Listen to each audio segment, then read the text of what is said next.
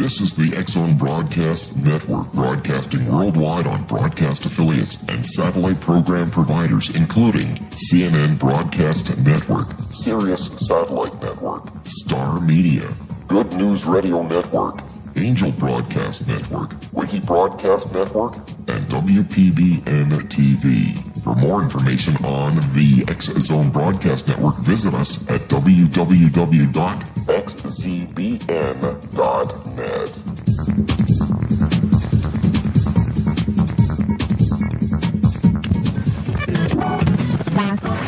All Hit Radio.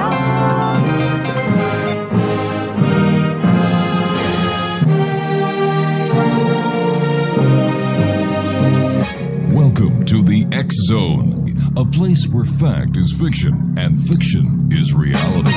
Now, here's your host, Rob McConnell.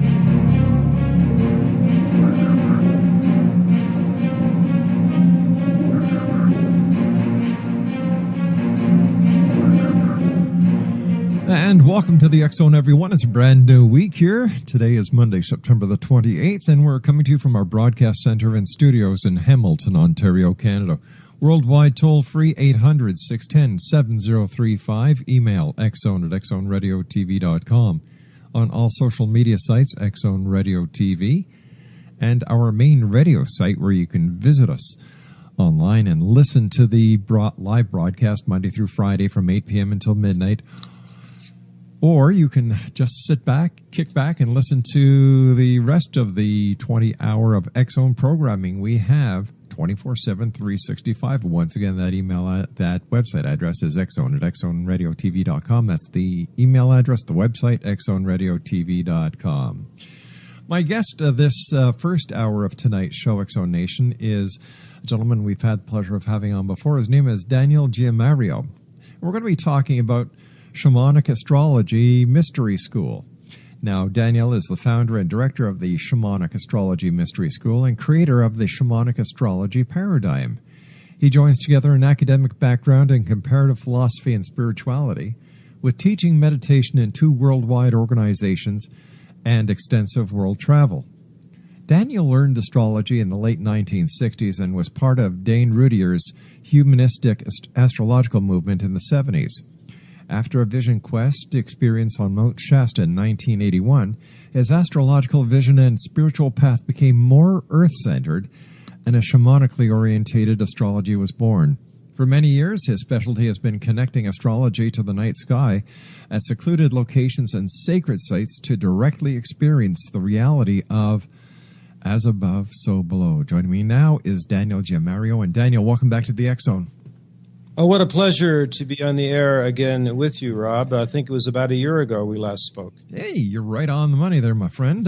Tell us, what have you been up to since you and I last talked? Before we went to air, you were telling me that you were at the pyramids in Java? At a place called Gadong Padang, which is, some say, including the archaeologist on site, that it's about 22,000 years old. In Java, and also I was at Göbekli Tepe in late May, early June. That was in a little group with Andrew Collins. I've been spending a lot of time in Asia.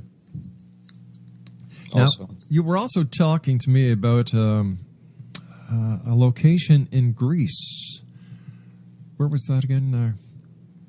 In Turkey. In Turkey, right? Southeast Turkey, Göbekli Tepe. Mm-hmm. Which is a place that is really overturning all of our notions about so-called history. As you and where basically it was great to see them. 12,000 years old, 15-foot high stones with intricate carvings. Most of them purposely buried. Are we having? Is there a connection problem? No. I'm right here.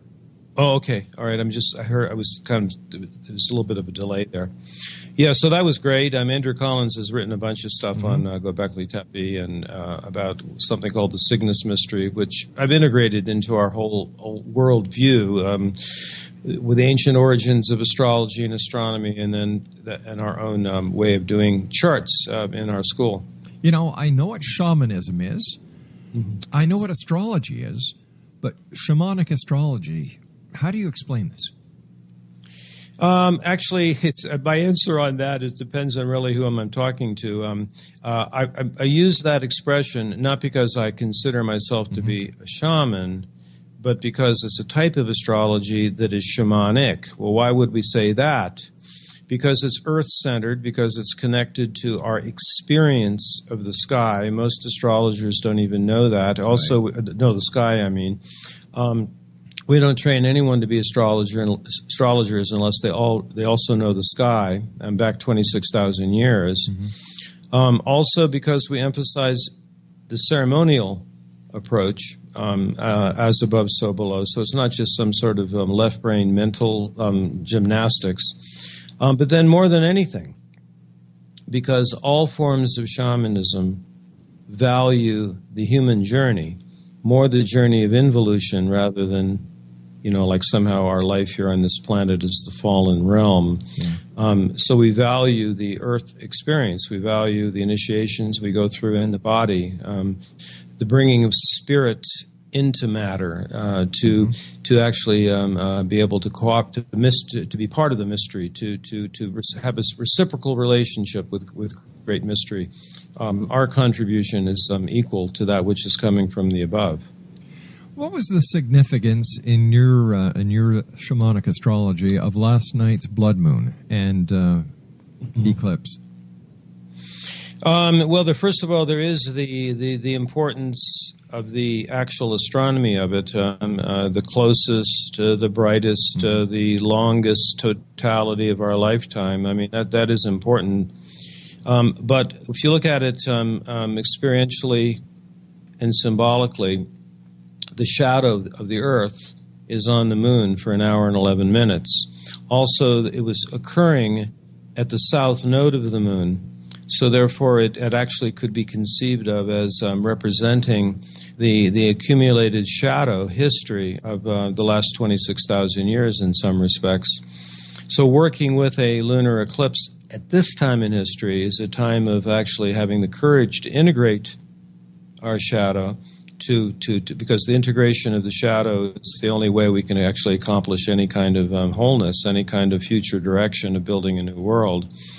It also represents a turning point of becoming clear about what it is that hasn't worked on this planet. It's kind of like an initiation, a final initiation in some respects for humanity. I mean, the ancients thought that lunar eclipses were like evil or dangerous. We can't light polarize them, but to work with them ceremonially and imagine the integration of the shadow, taking responsibility for it, and then looking at it as a time of illumination, which, like all full moons are, we call any lunar eclipse a super new moon. The fact that it was closest, longest, and at the south node made it, an exponential super new moon, and the fourth of these in a row. Right. It's really rare. I mean, it's really rare to have 4 consecutive total lunar eclipses. Usually there's only like 1 every other year, but to have 4 in a row is pretty special. There's only been a few time periods in the last 1,000 years where there has been that sequence of them, this being the final one of 4. I'm sure you and the seat you sit in, and the variety of people you talk to have heard all the stories of all of the different speculations, the different negative interpretations of it, the prophecies, what fundamentalist Christians are saying about it, and everything else. So let's get back to shamanic astrology. I just want to get your take because of the solar lunar eclipse, I should say, and the blood moon. Thank you for that. How can shamanic astrology help us to create wholeness? And I think that this is something that the world is sadly missing these days, is the wholeness. In a more practical application of this, one of the main features of our paradigm is what we call the inner sacred marriage process, which is a way of using imagery of Venus and Mars to work with it first as our external projections. Individuals are going to be programmed in various ways to be attracted to certain kinds of people. We have imagery of the beloved. We get viscerally or mentally attracted to different kinds of people. We kind of believe that we need to find the right person to attain wholeness, when in fact it's an inner process. And so there's a way of working with the planets in order to develop that inner wholeness, which of course will make our relationships better. But that's not the main purpose of developing the wholeness. The main reason would be so that a relationship adds to our wholeness rather than needing some type of relationship in order for us to experience any sense of being complete. So right now in the sky there's this dance between Venus, Mars, and Jupiter in the morning sky, which is also quite unique. Very rare to have all three within 10 degrees of each other for 3 months. The intricacies of the dance of these planets is like a conception and a gestation and a pregnancy and a birthing. And there's a time in November when the new archetypes of masculinity and femininity could be seen to be birthing. It's all written into the visible cycles of how Venus and Mars work in the sky, and then we apply that to specific expressions of male and female about how they're relating to each other at this time, and then wholeness can come from taking responsibility for that. Daniel, how does astrology work?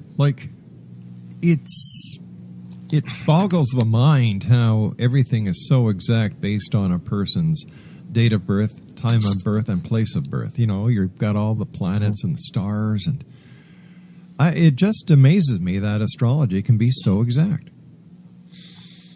Well, the ancients perceived of as astrology as the highest of the lower mysteries. Mm-hmm. There's no pretension to believe that astrology is going to show us how exactly to have self-love or to know the meaning of grace or how self-realization happens. Right.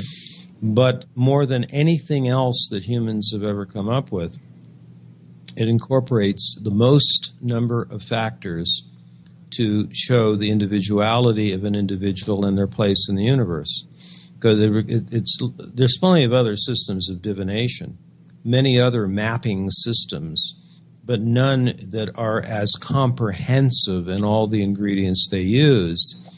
Astrology primarily works because we've been tracking this stuff for so long, and so therefore part of it is just gathering data and then being able to make an assessment as to, well, what's happened in the past is likely to happen in a particular way now.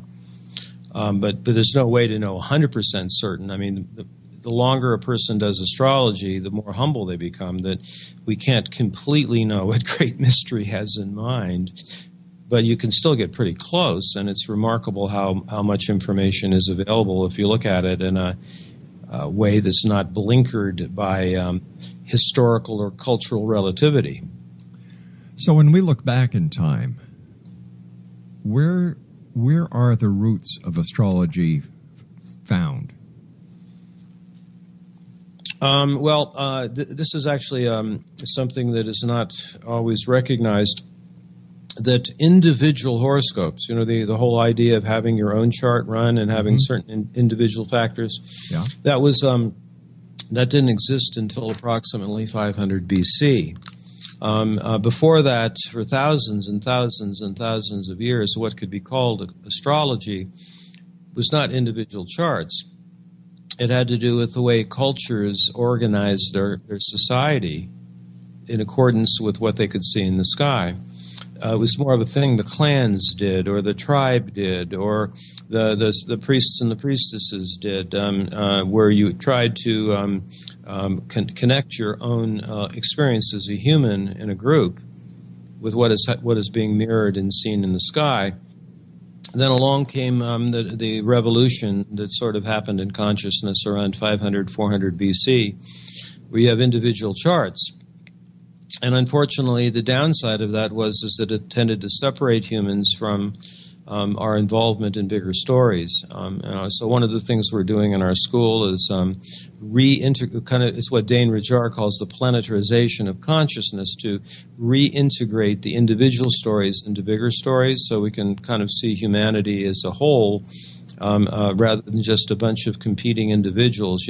Everybody wants to know about themselves, of course, but there's a way of integrating the individual chart back into the larger stories, which is the way it had been prior to the invention of individual horoscopes. So what do you think, or what do you believe the most important function of any astrological chart is? The single most important thing is to actually assist the individual in having a more accurate a mirroring of who they really are. So few individuals get accurately mirrored by their parents or their mate or their lovers.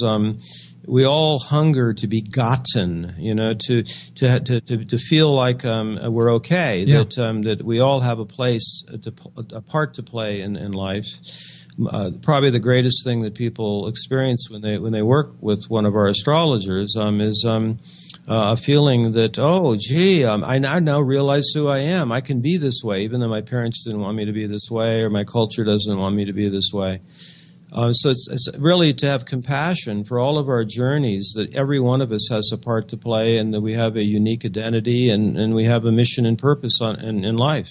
It sounds like it's a way to gain acceptance for who you are and what you like and where you believe you are.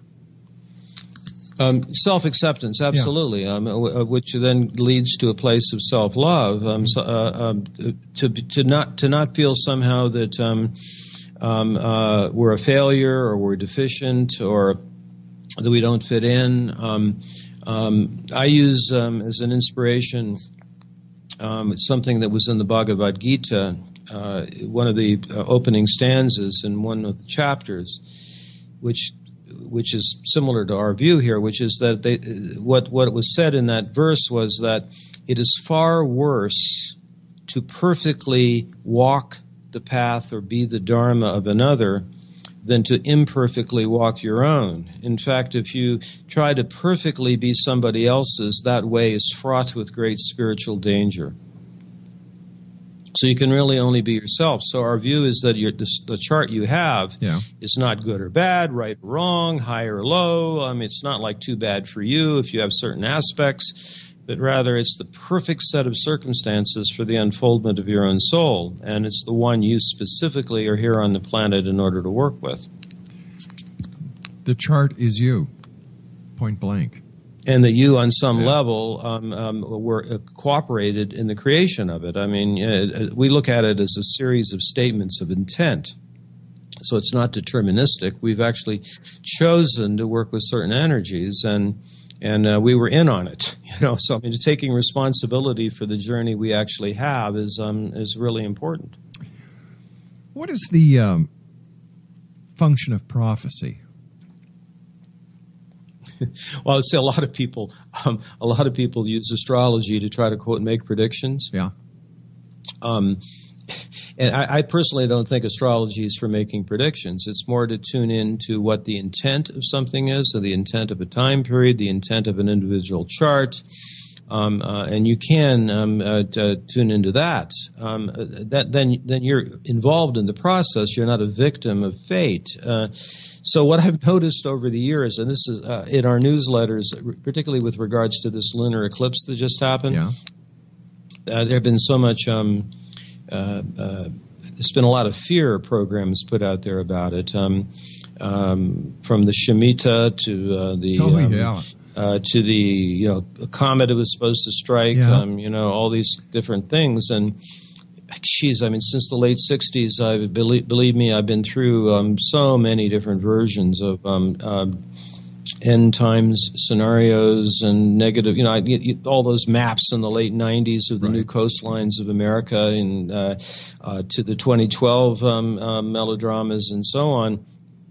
And what I've discovered is that I think there's something in prophecy that's similar to something in quantum mechanics, which is that particularly if you put your attention on a, quote, somewhat negative scenario, like, something bad's going to happen, or there's, something dire is going to happen.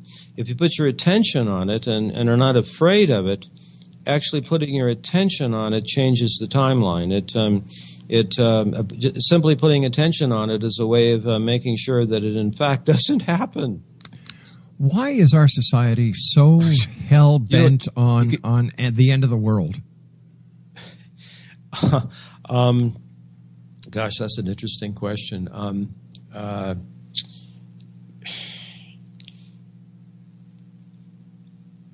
You probably have some ideas on that. I don't know for sure. I don't. Maybe people just want simple answers, or maybe people feel guilty, or they want there to be some outer force that's going to take it out of our own hands.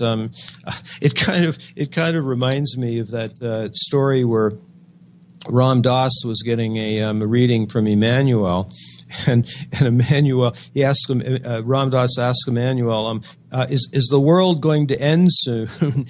and Emmanuel says, Ram Dass, you're not going to get out of it that easy. Oh, isn't that cute? So I don't really know the full answer there, but maybe it has something to do with a failure to want to take responsibility for our lives and our planet. I mirror that sentiment exactly.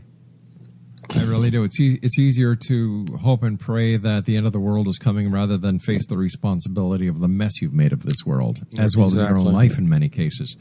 Tell me about your school. It started in the early 90s, and it's a small niche school.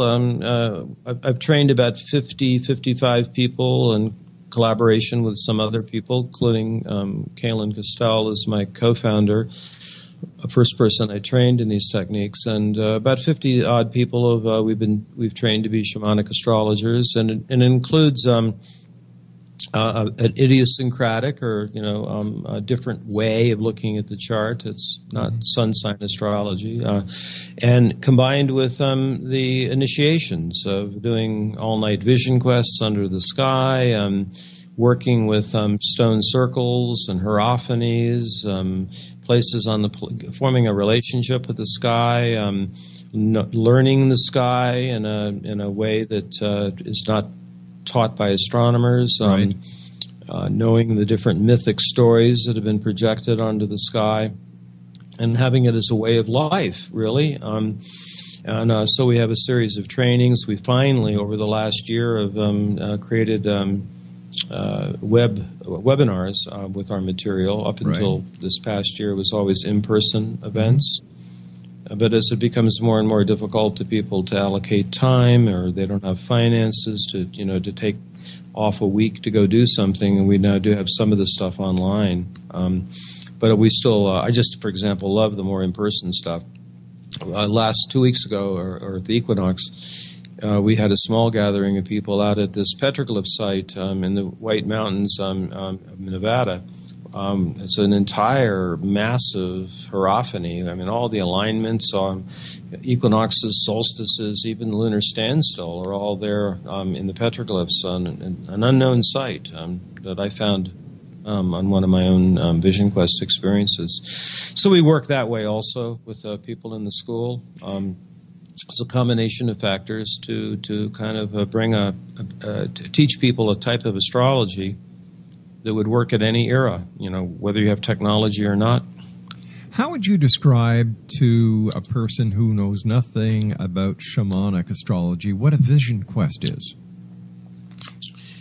Well, that's a kind of a loaded question, because certainly nothing similar to the Lakota Hablecha, which is a very specific spiritual initiatory rite of passage, and this would be like an astrological version of that, where you dedicate yourself to going out and under the sky for a period of time, and it doesn't involve fasting or no water or anything like that.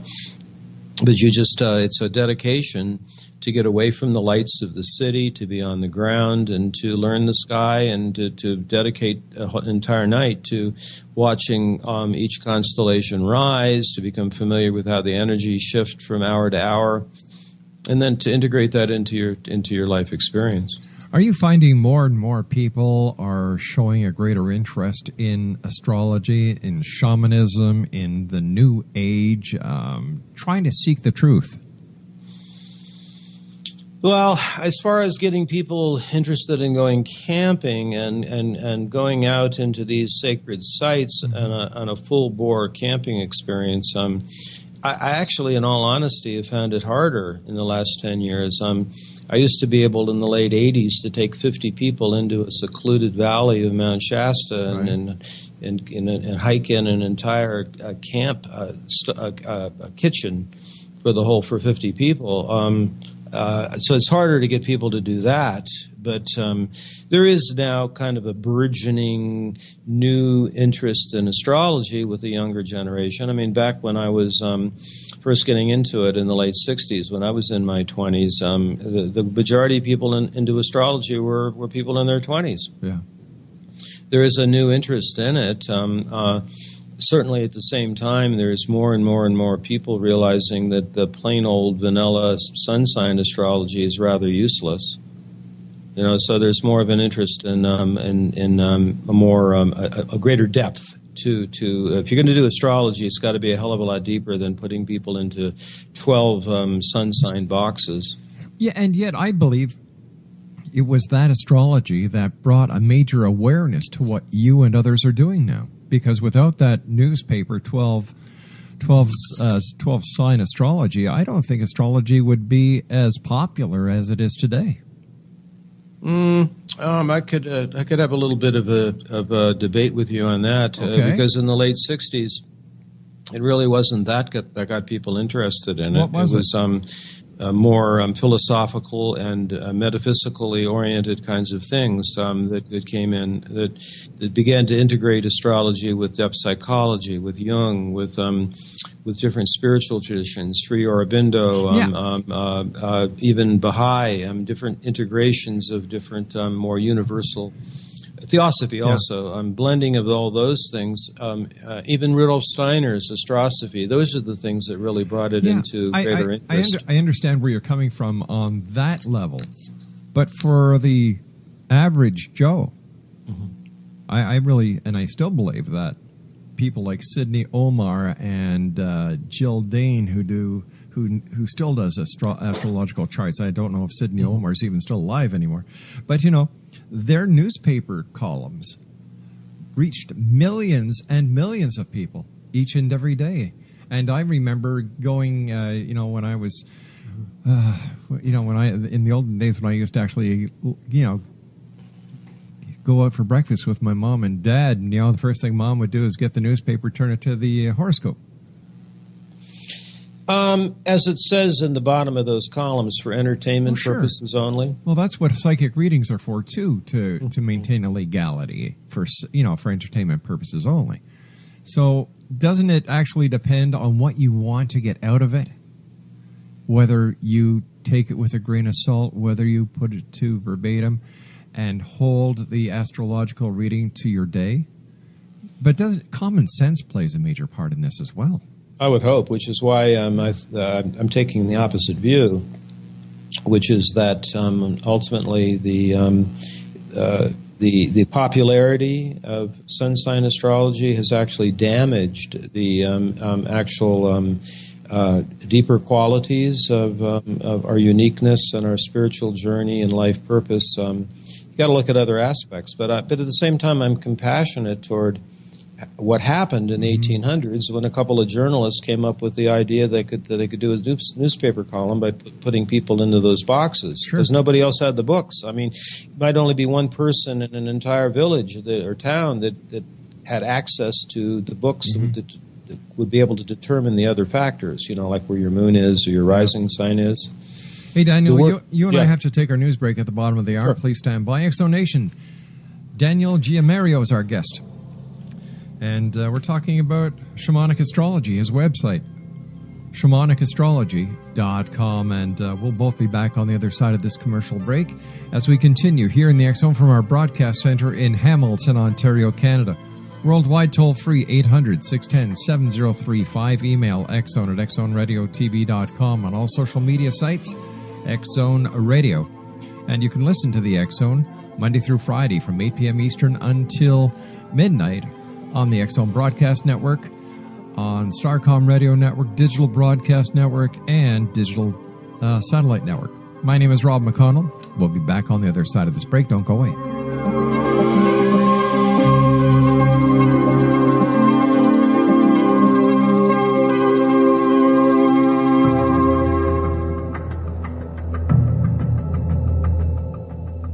Modern Esoteric, Beyond Our Senses by Brad Olson, consummates the lifeology story about where humanity originates. It is the lost continents, the primitive wisdom, the mythos of creation, and the rethinking of ancient history as we are taught in academia. There is much more to the story than what we have been told. As this is the first book in the Esoteric series, Modern Esoteric starts at the beginning of time and accelerates up to this modern age. Future Esoteric is book 2 in the series and takes a forward-looking position ahead of today with an open and honest examination of the ET issue and various unexplained phenomena. To discover the writings of author Brad Olson, visit www.bradolson.com. That's www.bradolson.com.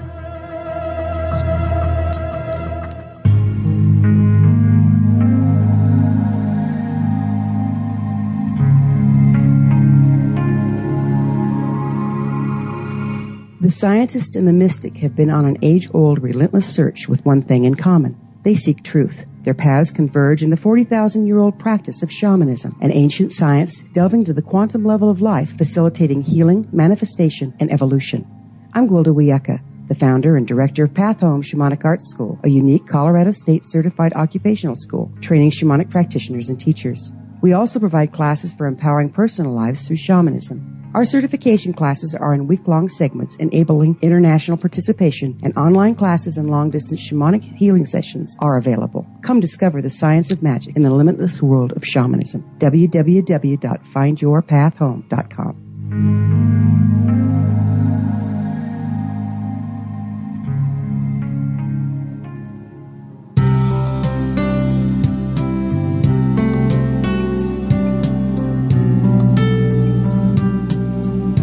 What if Jesus came back now and insisted that we listen to him? How would the world be different if Christians really followed the Gospels? For 2,000 years, we've been practicing a religion. Now it's finally time to get it right. Read Liberating Jesus, new from Roberta Grimes. Meet the Jesus you never knew. Roberta uses afterlife evidence and biblical analysis to prove that Jesus is exactly right. Learning the lessons that he came to teach is the reason we are born at all. Roberta says he has come back now to insist that we actually listen to him so we can begin to use his teachings to unite and transform the world. Liberating Jesus on Amazon, October 1st, and then wherever books are sold. Jesus has the answers, and it's not too late. Roberta blogs and answers questions at robertagrimes.com.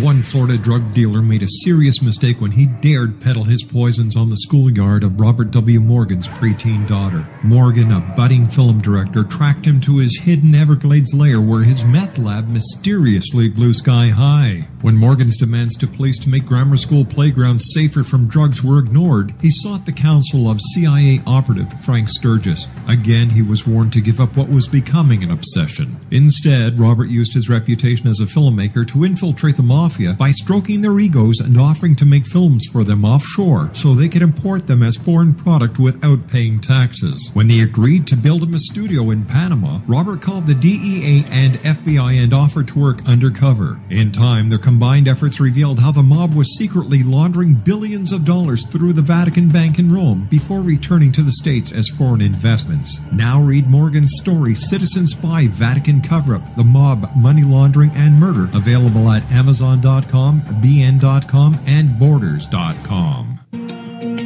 Wouldn't you love to know the secret to everything? Well then, meet Dr. Kimberly McGeorge and her cutting-edge breakthrough knowledge that combines science with possibility.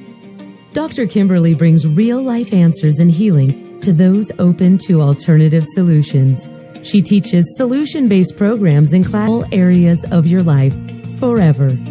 Specializing in creation medicine, you can rapidly shift health, relationships, business, and money in abundance challenges quickly. Receive her best-selling book, Secret to Everything, at no cost by going to secrettoeverything.com/X-Zone. That's right, transformation can start now.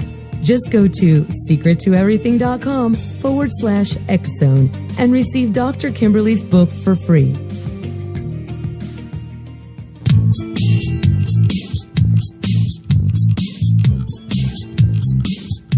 Welcome back, everyone. This is the X-Zone. I am Rob McConnell. My guest this hour is Daniel GIAMARIO. His website is www.shamanicastrology.com. Daniel, what is an underworld initiation? Yes, and one of the things we've done in the shamanic astrology paradigm is to divide the types of experiences we have in life into three worlds, kind of shamanism 101. Mm-hmm. So some of the experiences we have are upper world or celestial. Some of them are middle world, which is like the objective reality that we experience, which is apparently linear. And then we have the underworld experience, which is symbolized in astrology by the processes of Pluto. So what an underworld initiation is, on a practical level, is when we have something, when we have an obstacle in our life, when we go through something in our life, when the three main ways of handling challenges don't work. Mm-hmm. Usually when we have a challenge, a person will use, a person of action will use strength, muscle, or will to remove an obstacle. A second technique will be to use the mind to figure it out, like it's a puzzle to solve. Right. The third approach would be what we call the varieties of denial.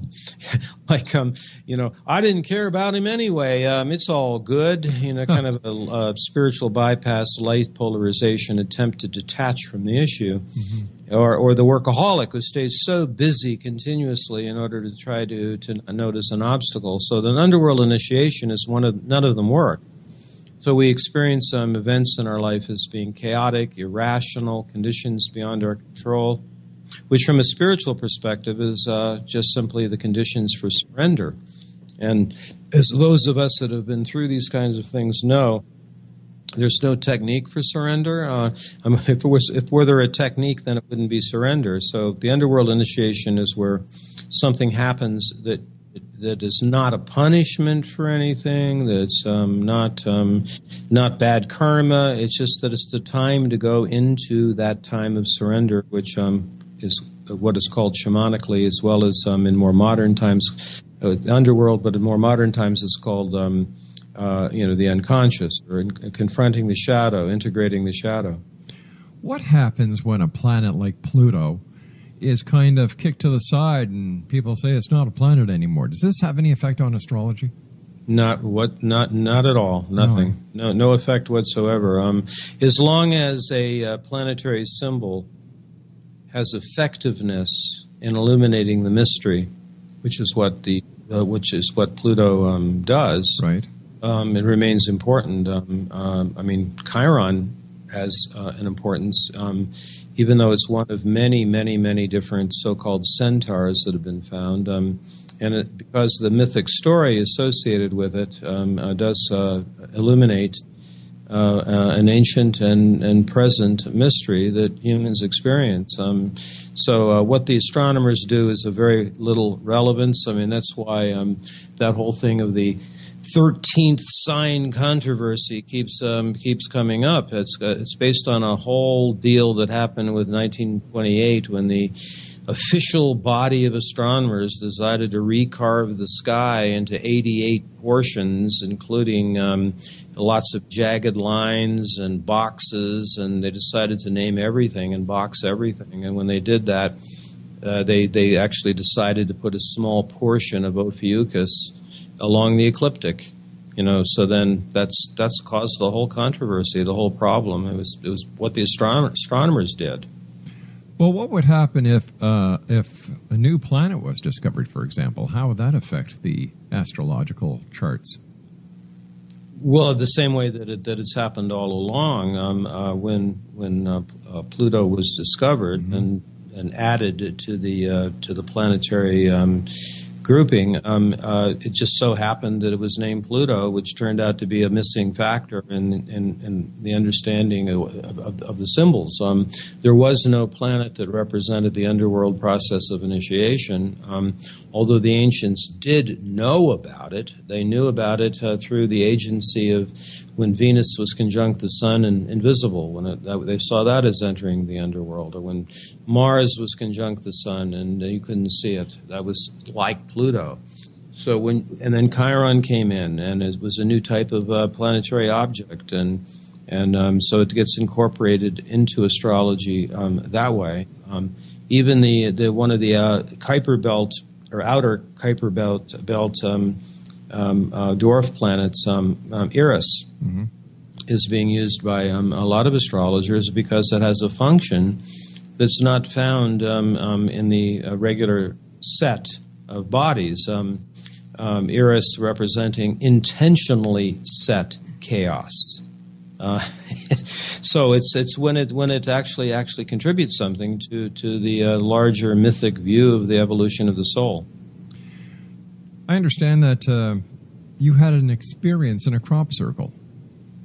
Yes, I did actually. One of the things I do in addition to manage and run the Shamanic Astrology Mystery School is that together with a couple of women, I have this organization called the Renaissance of the Sacred Feminine. And last year we took a group of people to Callanish, one of my favorite places in northwest Scotland. Well, this year we went to Wiltshire, to Avebury and Silbury Hill, and West Kennet Longbarrow in England. And it turns out these days the crop circles are a bit sexier than stones and stars. So we said, well, let's take a group there during the crop circle season. And I was somewhat of agnostic about them. I'd never had an experience of them, and there's so many diverse stories about what they're about. But I'll tell you what happened when we were there. I was doing an astrology and sacred marriage gathering, and about 3 days into the gathering, a new one came down, and it was a horoscope blank. It was as if Spider-Woman herself had cast a horoscope, and that was the new crop circle that came down. Later in the workshop, we were talking about the sacred marriage process. Another crop circle came down, which was the Vesica Pisces, which is a well-known symbol for the Eros Gamos, or the sacred marriage process. And anyway, we didn't go to those because those were off limits. We just saw the pictures of them. But we did have a chance to go to two, and we took our group to two and meditated in them, it was really powerful. Whether if they were made by humans or whether they were made by some other agency, they still carried power and potency and magic. Right. And I've come up with a view of what I think is happening with them. I'd like to hear it. It seems to be a growing consensus. There was which is that it's a combination effect of natural processes of the earth combined with human consciousness. It seems that there has to be certain features. Usually there's chalk in the ground. There's a mixture of organic and inorganic material in the ground, and there has to be underground water. And these things in that area of the world go back many hundreds of years. I mean, they were known as fairy rings, but the older designs were really quite simple. But we weren't the only ones that have had the experience of being there with conscious intent, like talking about something, putting attention on something, yeah.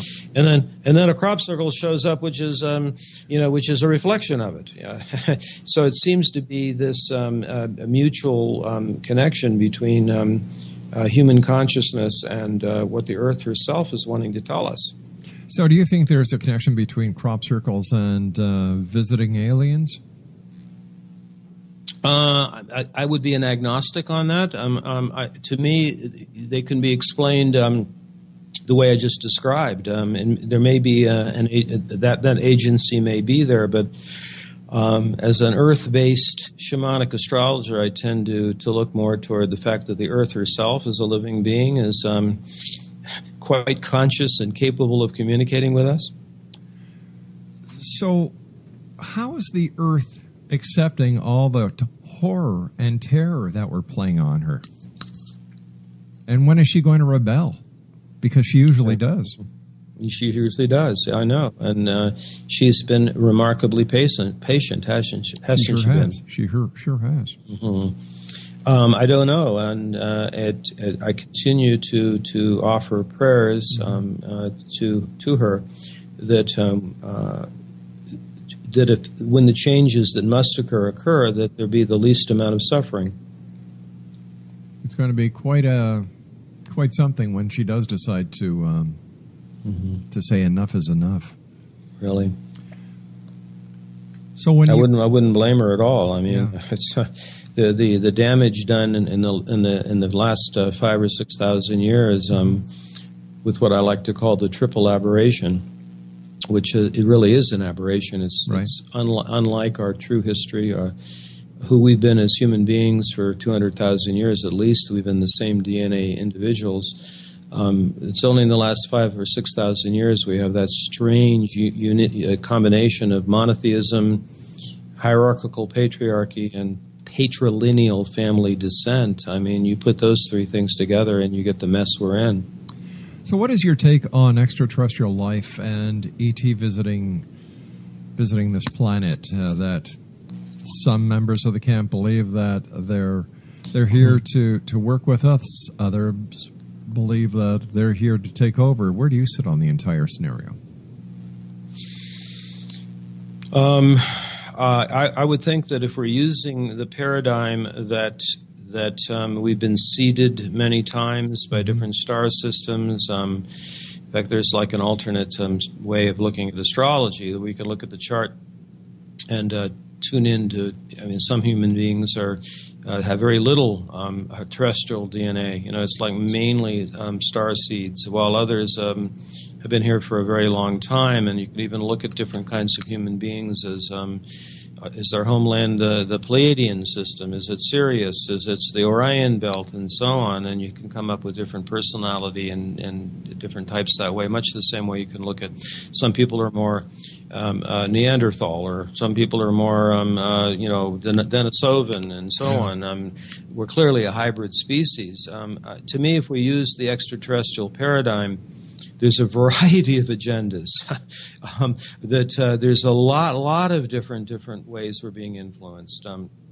As a person who more operates from what I have directly experienced myself, I kind of go along with Andrew Collins and some others, which is that it's not a rejection of the extraterrestrial connection to all of this, but to the fact that you can actually see things just on the planet, our planet, the way it is now, and the way human beings have evolved to come up with some of the same information.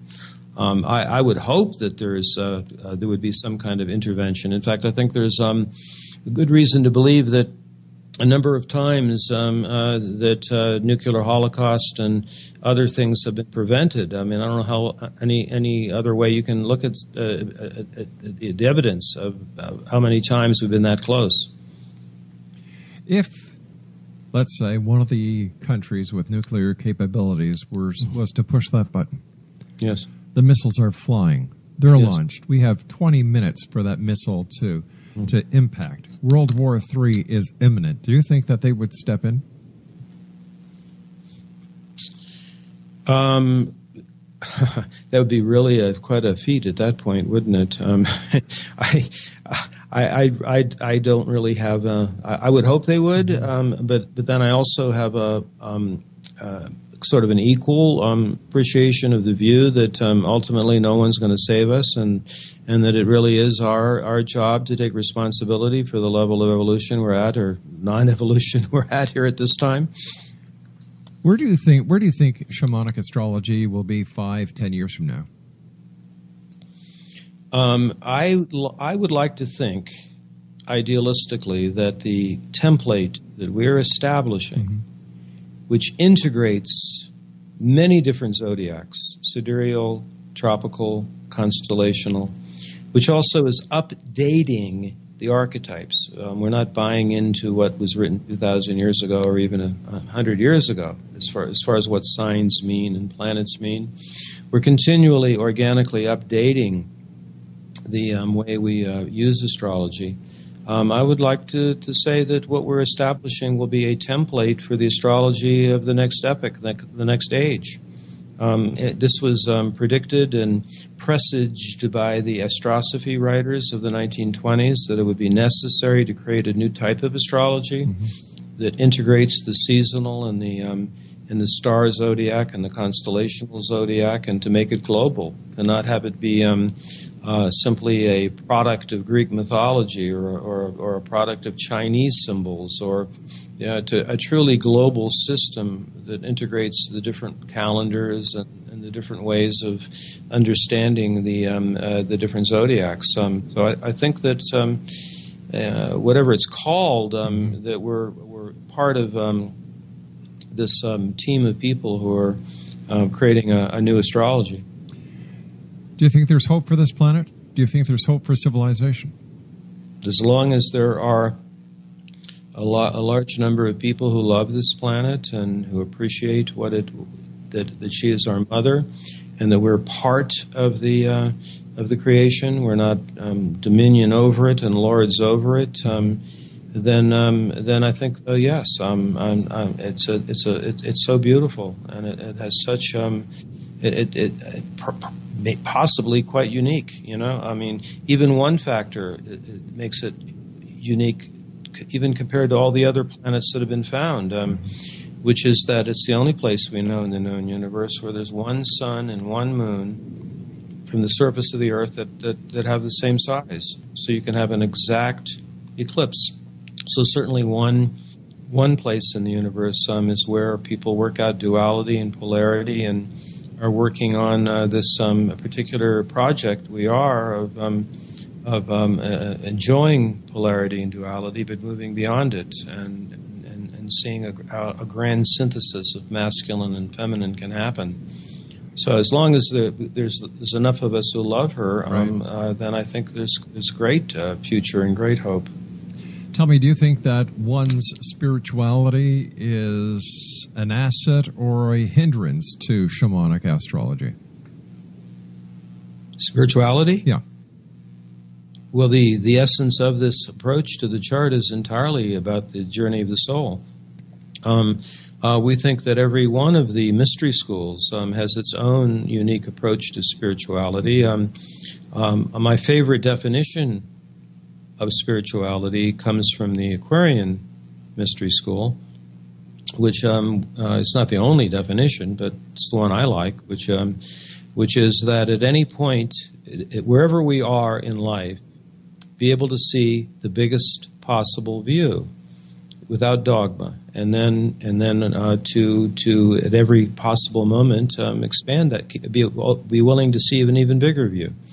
Unlimited lines of probability, and put that together with the fact that, as I said at the beginning of our conversation, one of the reasons we call it shamanic astrology is because we value the journey of involution. We start in spirit, but our journey is down and in, to bring consciousness and spirit into a human being, into the earth, into the land, into that which is more dense. So it's really similar to Aurobindo's view of bringing consciousness into the depth of materiality. Danielle, it's time where you and I have to say so long for tonight. I want to thank you so much for coming on the show. Always great talking to you, my friend, and continued success with all your endeavors. Thank you very much. Good to have this conversation with you, and I will look forward to anybody who wants to get in touch with me, that if I sparked any controversy here. Okay. All right, and if you'd like to contact Danielle, all you have to do is go to shamanicastrology.com. I'll be back on the other side of this commercial break with the news at the top of the hour. as we continue here in the X Zone from our broadcast center in Hamilton, Ontario, Canada. My name is Rob McConnell. You're listening to us on the X Zone Broadcast Network, Starcom Radio Network, Digital Broadcast Network, and Digital Satellite Network. Don't go away.